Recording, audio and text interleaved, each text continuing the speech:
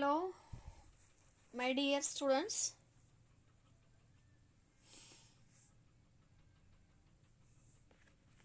Of the fourth standard, and our subject is English. In our subject English, this is the teaching of Sumitra ma'am from Universal Public School, Arat Shahjani, and welcome back. In our previous lesson, the lesson name is The Animal Contest Part 2. Animal Contest Part 2. As you know, our 10th lesson is going on, and today we are going to study our remaining lesson, the animal contest. Okay, then see here, before starting our lesson, we will take a short recap on the previous story. Okay, तो students, हम अपना जो ये lesson है, यह जो story है, वह शुरू करने से पहले, मतलब आगे वाली स्टोरी देखने से पहले थोड़ा सा पीछे क्या हुआ पार्ट फर्स्ट में शॉर्ट में देख लेते हैं. See here, Hardil and C. This is the author of our this story. Okay, you are watching this picture in this image, and this is the quit puppy, which is participate in the competition or contest जिसे हम कहते हैं. Okay, तो contest का अर्थ जैसे कि मैंने बता दिया था, कंपटीशन है ना. तो कंपटीशन में हिस्से लेने वाले ऐसे पपी के जैसे एनिमल बहुत सारे हैं. तो यह कंपटीशन है, ऐसी कंपटीशन है जिसमें डॉग्स, किटन, पैरट, मैना, पपी, फ्यू डॉग्स, पर बाद में रैबिट्स, गिनी पिग्स, वाइट माइस, सेवरल बर्जरेस, एक्जोटिक पेट्स जो हैं, इसी के साथ साथ golden fish, gold fish, cats आदि जो एनिमल्स है, वह सभी एनिमल्स अपने अपने पेरेंट्स के साथ इस कंपटीशन में पार्टिसिपेट हुए हैं.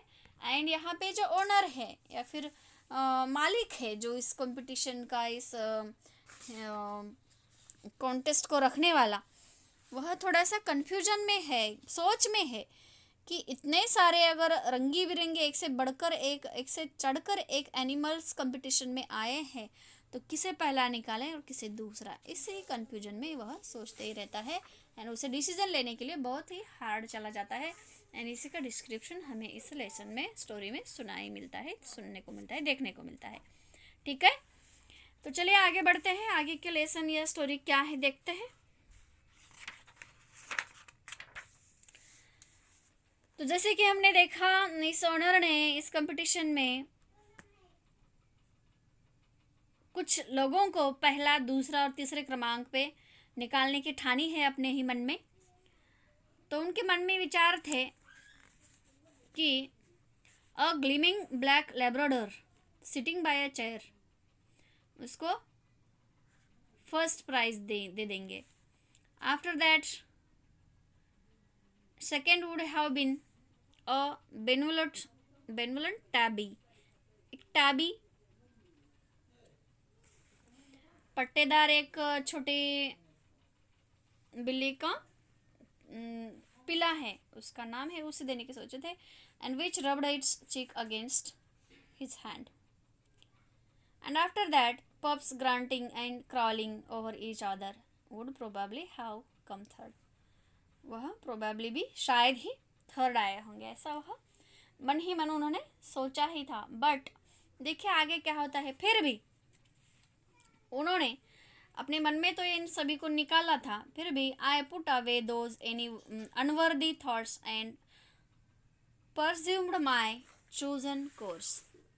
फिर भी उन्होंने अपने इस विचारों को थोड़ा सा बाजू में रख के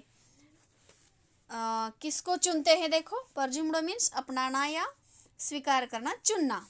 कौन से विचार को, कौन से निर्णय को वह चुनते हैं? चलिए आगे देखते हैं। कौन सा पाठ्यक्रम सामने रखते हुए वह अपने विचार में बदलाव लाते हैं? देखो, through which I was distracted to some extent by the parrot and the myna. Distracted means विचलित होना, मतलब वो विचलित हो चुके थे। एक से ही बढ़कर एक ऐसे ही एनिमल बहुत ही सुंदर, ब्यूटीफुल थे, या बहुत ही गुणवान जिसे हम कहते हैं, है ना, सर्वगुण संपन्न थे। जैसे कि बहुत सारे उनके पेरेंट्स भी आए थे, अपने अपने बारे में इंफॉर्मेशन भी बताने की कोशिश कर रहे थे, वह सवाल पूछ रहे थे। एक प्रश्नावली भी दिया था उन्होंने कि प्रश्नावली के बारे में उनके पेरेंट को आंसर देना था। इन सभी वैज्ञानिक आधार के तौर पर उन्होंने डिसीजन लिया था या कंपटीशन का निर्णय लगाने की सोची थी। अपने तो मन में ठान ली थी कि इसको पहला, दूसरा, तीसरा निकालना है। फिर भी और थोड़ी धीमी से चलने के लिए थोड़ा सा और डीप अभ्यास लेके अपने मन में वह थोड़े से दूसरे विचारों की तरफ भी मुड़ते हैं एंड थोड़ा सा डिसीजन में चेंज कर लेते हैं। तो देखो, डिक्लेयर करने से पहले, भला डिक्लेयर नहीं करते हैं वो, बस उनके मन में ठान ली थी। तभी आगे देखो क्या क्या होता है। Through which I was distracted, फिर भी उनका मन विचलित था, to some extent by the parrot and the myna. Extent means सीमा, अंतिम। एनिमल तो मन में ठान लिए, बट पैरट एंड मैना, इनको जब देखते हैं तो वह उन्हें फिर से कुछ विचलित हो जाता है कि बाबा ये अंतिम सीमा में इनको क्या करे, कैसा करे, कहाँ रखे। The parrot kept saying hello in a voice of devastating refinement. तो पैरट क्या कह रहा था? Hello hello in a voice of devastating refinement. Devastating refinement means विनाशकारी पुनर्वित्त, जैसे हम कहते हैं। जैसे कि पैरट जो है अपना पंचांग बता देता है ना, भविष्य, वैसे ही भविष्यवाणी कहने के जैसा काम हेलो हेलो करते करते हुए विनाशकारी पुनर्वित्त कह रहा है। ऐसे like a butler answering a telephone and the mynah, like a butler answering a telephone. Butler means नौकर, जैसे कि एक नौकर की तरह नौकर उसे आंसरिंग करता है टेलीफोन पे। एंड द मैना विच repeatedly adjured me to shut the door as you go out in a booming Yorkshire baritone. Booming Yorkshire baritone means उछले वाले यॉर्कर्स बैरिटोन माइक्रिस, उछल वाले, बहुत ही उछल हो रहा है, ऐसी वह मैना भी बातें कर रही है। Shut the door as you go out, shut the door as you go out, door बंद करो एंड यू गो आउट, जैसे कि ऐसी बातें करते हुए एडजर्ड कर रही है। एडजर्ड मी म्हणजे मुझे निहार रही है, देख रही है। कौन? मैना, ऐसा वह कहते हैं। किसको? ऑनर को। ऑनर को मैना ऐसे देख रही है। Shut the door as you go out, जैसे कि दरवाज़ा बंद करो एंड तुम चले जाओ। एंड हेलो हेलो करते हुए, कुछ भी विनाशकारी, कुछ तो अनाप शनाप बकने का कार्य जैसे करता है तोता, तो वैसे तोतेगिरी अपनी पैरट कर रहा है हेलो हेलो करते हुए। मैना विच रिपीटेडली एडजर्ड मी, मैना तो मेरी तरफ ऐसे निखार रही थी, देख रही थी। The only adult was a plump lady with a white poodle on her knee. The only adult was a plump lady. एक ही ओनली अडल्ट लेडी थी। कौन? वह प्लम्प लेडी थी। PLUMP, प्लम्प लेडी मीन्स एक मोटी औरत। प्लम्प लेडी मीन्स एक मोटी औरत थी, मोटी बड़ी वाली। तो विथ अ वाइट पूडल, किसके साथ थी? एक वाइट पोडल के साथ। पोडल मीन्स सफ़ेद, पूडल उसे हम कहते हैं। ऑन हर नी, उसके नी पे, उसके पैरों के जो नी रहते हैं उन नी पे वह लेके बैठी थी। कौन? वह लेडी। किसको? वाइट पोडल को। As I approached her she give me a challenging stare as though defying me to place her poodle anywhere but first. जैसे कि उन्होंने संपर्क किया, उनसे बातें की, उनकी तरफ देख रही थी एक टक। किसकी तरफ? ऑनर की तरफ। कौन? वह एक प्लम्प लेडी, मोटी औरत। बेयर्ड मीन्स रोक देना। तो ठीक है, इस प्रकार से वह देख रही थी जैसे कि कैसे भी हो बट मेरी पुडल को ही फर्स्ट रखे या फर्स्ट आए, ऐसे उसका थोड़ा रोक टोक देखना था, उसकी तरफ देख रहे थे। अप्रोच मीन्स जैसे कि उन्होंने संपर्क किया, देखा ओनर ने उस लेडीज की तरफ, तो उसके मन में जैसे कि ऐसी बातें चल रही है, हलचलें हो रही है, ऐसा उन्हें प्रतीत हो रहा था। एंड यह ऐसा बता देते हैं कि उस लेडी को लग रहा था कि जैसे भी हो मेरी ही पुडल फर्स्ट आएगी, ऐसे चैलेंजिंग नज़रिए से उनकी तरफ देख रही है, संपर्क कर रही है, ऐसा लगता है। हेलो लिटिल चाप, आई सेड। हेलो लिटिल चाप, आई सेड मीन्स ये जो ऑनर है चलते चलते सर्कल में घूमते घूमते उस लिटिल चाप को हेलो कहते हैं। एक्सटेंडिंग माई हैंड, तो उनके हाथ भी फैलाते हैं सामने, जैसे कि उस पोडल के सामने हाथ फैलाते हैं। The poodle bared its teeth at me, तो पोडल क्या करता है, वह पोडल मीन्स एक प्रकार का बिल्ली ही है बच्चों, यहाँ समझ लो। तो वह क्या करते हैं, बेयर्ड मतलब उनके हाथों को, फैले हुए हाथों को थोड़ा सा रोक देते हैं। Baird it's teeth at me, तो उसके जो दांत हैं वह उनके हाथों की तरफ पकड़े हुए रोक देते हैं। I hastily withdrew my hand, उनका जब भी हाथ फैलाते हैं तो उन हाथों को दांतों तले दबा देती है, पकड़ देते हैं। तो वह ओनर क्या करते हैं, hastily withdrew my hand, उन्होंने जल्द से ही तुरंत उसका हाथ निकाल लेते हैं। Oh you needn't be afraid of him, the lady said, he won't hurt you, तो वह लेडी क्या कहती है, ओ तुम्हें उतना घबराने की जरूरत नहीं है उससे, किससे, पोडल से, पुडल से उतना घबराने की जरूरत नहीं है, वह आपको हर्ट नहीं करेगा, आपको जख्म नहीं पहुंचाएगा। ऐसा कौन कहती है, वह लेडी कहती है, किससे, तो ऑनर से। I am sure he won't, I said, तो यह क्या कहते हैं, या मुझे पक्का विश्वास है कि वह मुझे कोई हर्ट नहीं करेगी, जख्म नहीं पहुंचाएगी। But putting my hand out again and trying two stroke it's years, and फिर से मैंने मेरे हाथ बाहर निकाल के फैला के उसके ईयर्स पे टच करते हैं, घुमाते हैं। दिस टाइम हिज, आघात करते हैं मतलब उनके उसके ईयर को थोड़ा सा ऐसा हल्का सा हिला देते हैं। This time his teeth snapped, मतलब पुडल के कानों को, आया समझ में।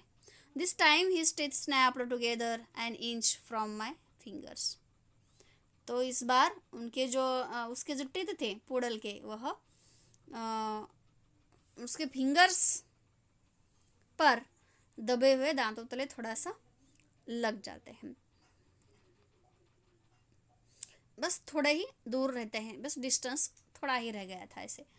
You don't like him do you darling, you don't like him do darling, she crooned to her pet, वह जो लेडी है वह उस पेट से बातें करती है ना। She क्रोन्ड,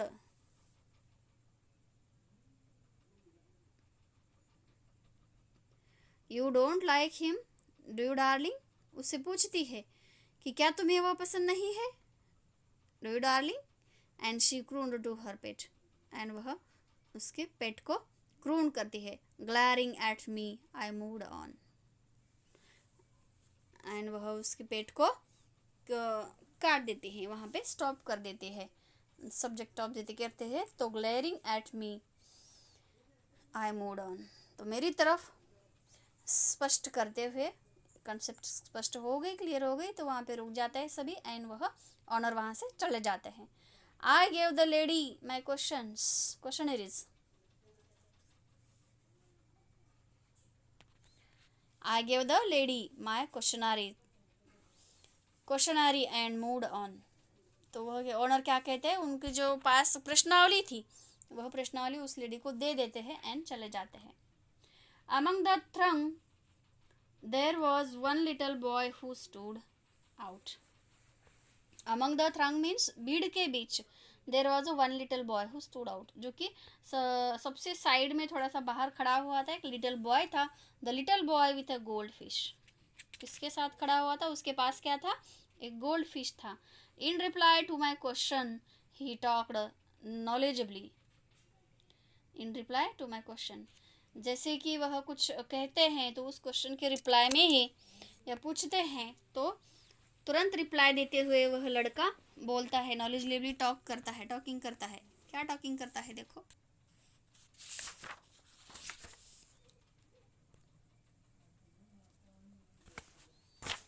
about his fish, it's feeding, it's life history and habitats. It's feeding, it's life history and habitats.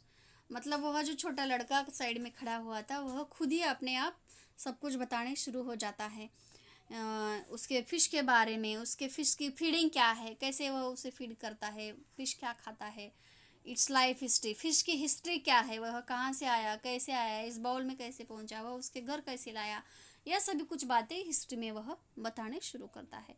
And उसके हैबिटेट्स, मतलब फ़िश का हैबिटेट्स कहाँ है, कैसा है, कौन सा है, मतलब वस्ती, रहने की जगह, फ़िश कहाँ पे रख देता है, आदि सभी चीज़ों के आंसर्स वह देता चला जाता है।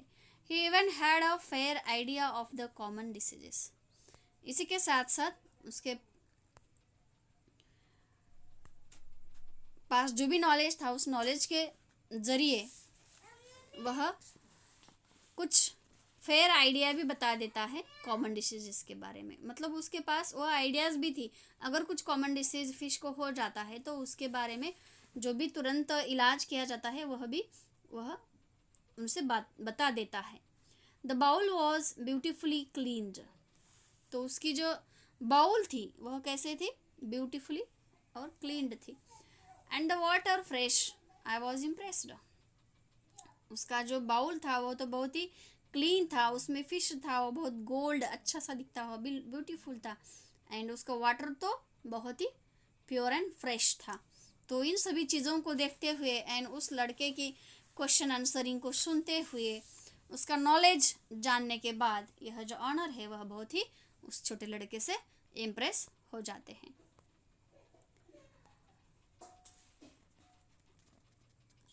When I had completed the circle, जब मैंने सर्कल पूरा किया था, I looked around for the last time with a probing eye.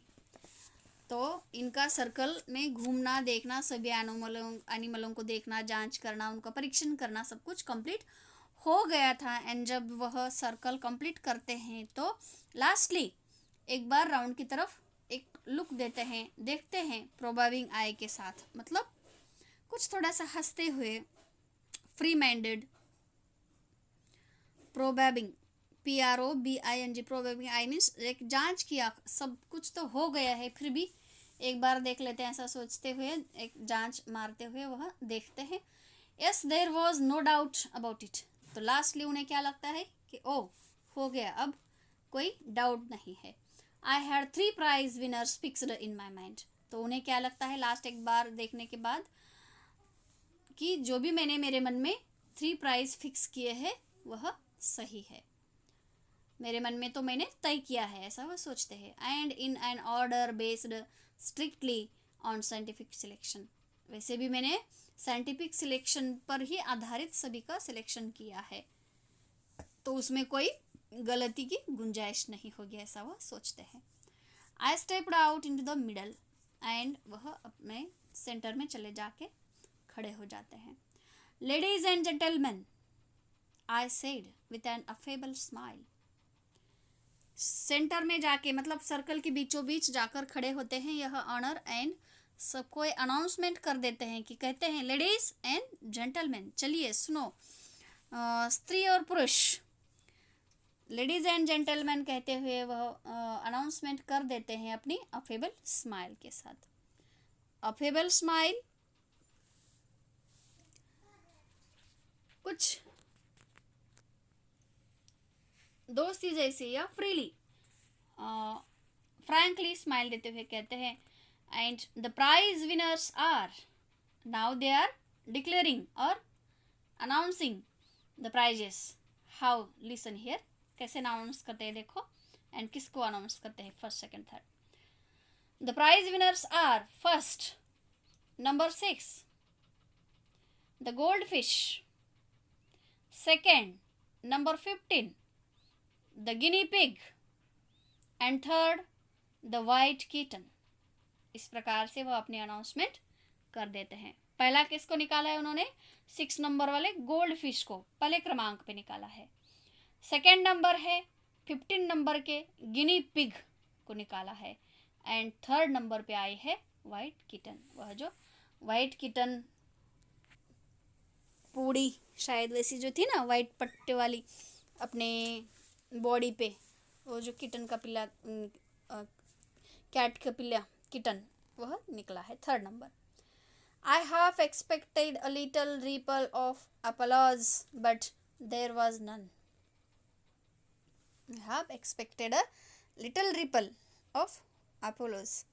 तो उन्होंने क्या किया है, तो उन्हें थोड़ा सा एक्सपेक्टेड था कि a little ripple of applause means तालियों की एक छोटी सी लहर उन्हें अपेक्षित थी। मतलब उन्हें ऐसा लगता है कि जब मैं अनाउंसमेंट करूँगा कि बाबा पहला प्राइज़ ये है, फर्स्ट नंबर गोल्ड फिश आया, second number guinea pig, third number white kitten, तो कुछ तो लोग ऐसे तालियां बजाएंगे, ऐसा उनको लगता है, तालियों की लहर आएगी और सभी लोग खुश होके विनर को विश करेंगे, ऐसा सोचते हैं। But there was none, but वहाँ पे वैसा कुछ भी नहीं हुआ है, कुछ भी नहीं हुआ था, एक भी ताली नहीं बजी थी। In fact, my announcement was greeted by a tight-lipped silence.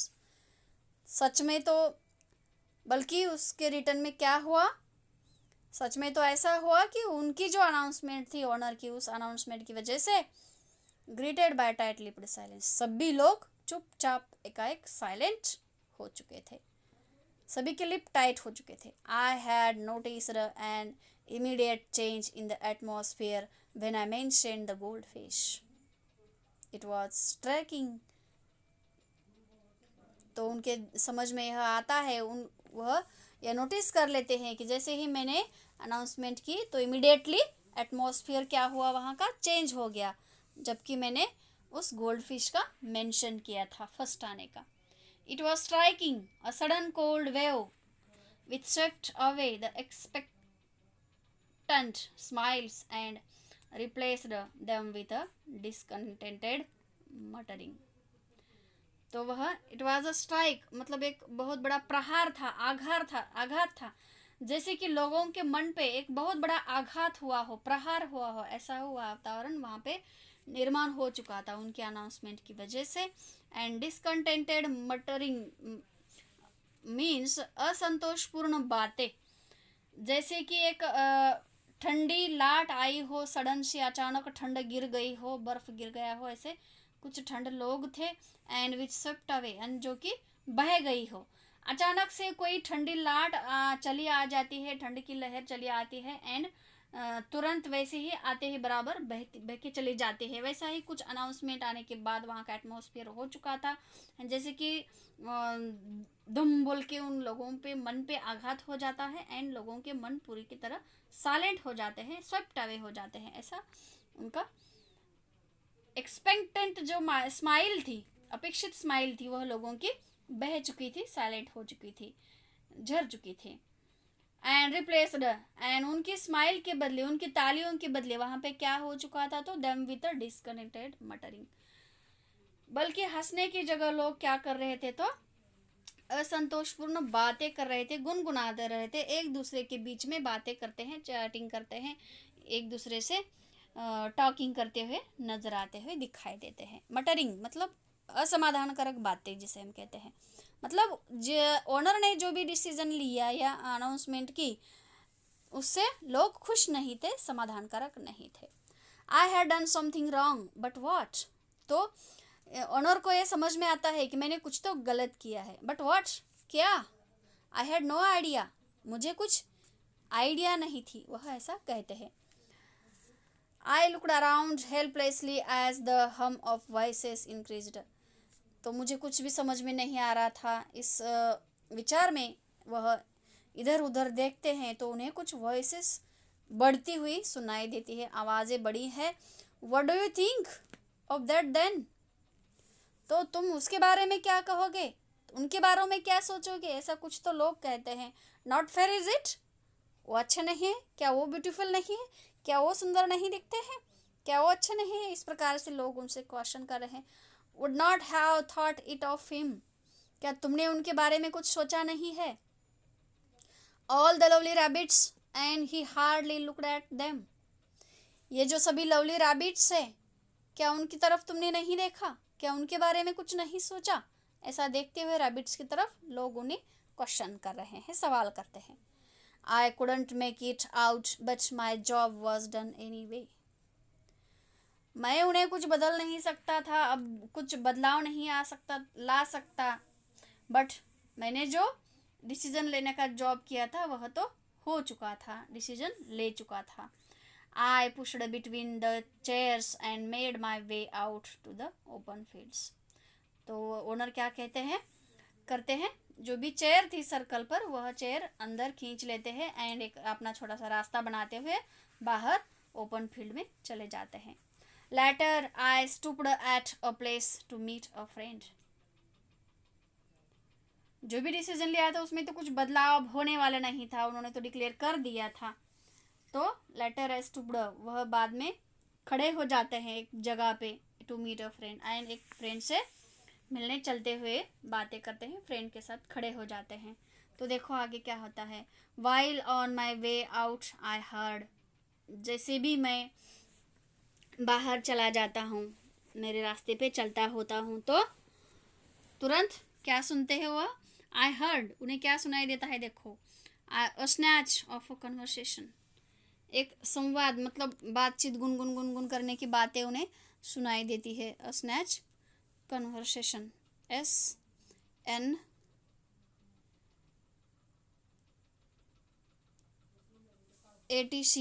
A snatch, एक स्नैच, एक ऐसे करते आवाज़ से जैसी निकली हुई कन्वर्सेशन तुरंत उनके कानों तक पहुंच जाती है. And a stupid gold fish, क्या सुनते हैं वह? A stupid gold fish. लोग क्या कहते हैं गोल्ड फिश के बारे में, जो कि पहला नंबर अनाउंसमेंट किया गया था उसके बारे में, उसे क्या कहते हैं? Stupid gold fish. What else can you expect, दूसरा क्या अपेक्षित करते हैं, है ना? तुम क्या अपेक्षित करते हो इधर कुछ? It is a pity that the vet could not be fair in his selection. Vet could not be fair in his selection, it is a pity. उससे क्या अपेक्षित किया जा सकता है? वो तो एक पीटी है. And vet could not be fair, पशु चिकित्सक उचित नहीं होंगे उसके बारे में, है ना? तभी उसको गोल्ड फिश को प्रथम प्राइज दिया गया है, फर्स्ट निकाला गया है, ऐसा वह लोग सोचते हैं. Share favouritism, sorry, share favouritism means सरासर पक्षपात, जिसे हम कहते हैं. ओके.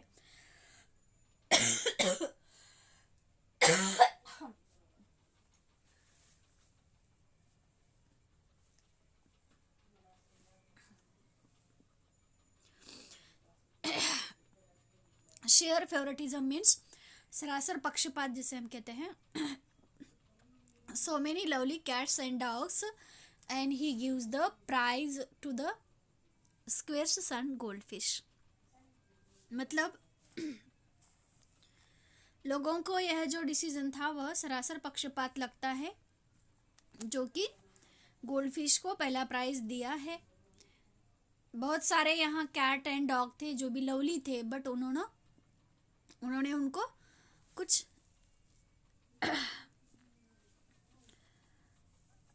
लायक नहीं समझा, बल्कि गोल्डफिश को ही पहला निकाला है, ऐसा लोग सोचते हैं. Bravery and corruption, that's what it is.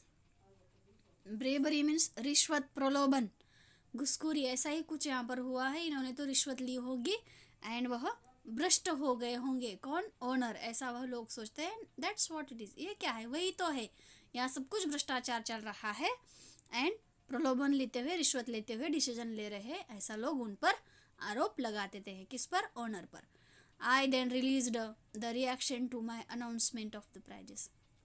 तब जाकर ओनर्स को यह समझ में आता है, कि रियलाइज होता है कि क्या कारण था लोगों पे इतनी एक जैसे कि अचानक से शीतलहर आई, ठंड पड़ गए, लोग सभी साइलेंट हो गए, इस सभी गुनगुनाने लगे, कुछ विचित्र सी बातें करने लगते थे। तो क्या रीज़न था? तो यह था कि लोगों को वह एक ब्रेबरी भ्रष्ट इंसान लग रहे थे, रिश्वतखोर लग रहे थे, जिनका निर्णय उन्हें पक्षपाती लग रहा था। उसकी वजह से लोग असंतोषपूर्ण बातें करते थे, असमाधानकारक थे।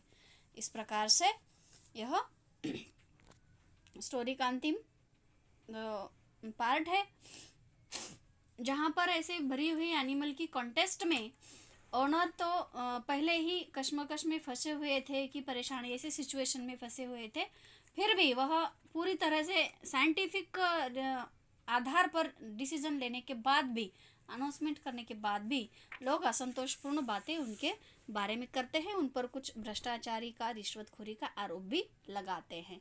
इस प्रकार से यह हमने इसी लेसन से सीख लिया है स्टूडेंट्स। इस प्रकार का अनुभव हमें भी कभी अपने लाइफ में मिल सकता है, यही एक सीख एंड याद हमें इस लेसन से लेनी है। तो इस प्रकार का है, एक एनिमल कॉन्टेस्ट था एंड उसको